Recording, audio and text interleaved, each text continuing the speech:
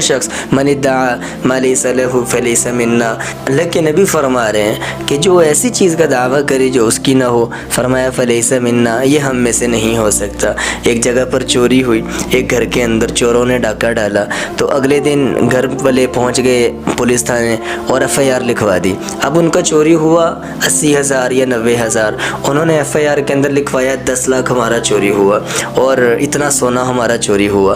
چور اگلے دن پھر پہنچ گئے وہاں ڈاکہ ڈالنے، انہوں نے کہا لمبا پا لو انہوں نے، اسی ਤਾਂ 80-20,000 ਚੋਰੀ ਕੀਤਾ ਤੇ ਤੁਸੀਂ ਕਹਿੰਦੇ ਸਾਡੇ ਕੋਲ 10 ਲੱਖ ਆ, ਤੁਹਾਡੇ ਕੋਲ ਹੈਗਾ ਤਾਂ ਤੁਸੀਂ ਕਹਿੰਦੇ ਹੋ, ਉਹ ਵੀ ਕੱਢੋ।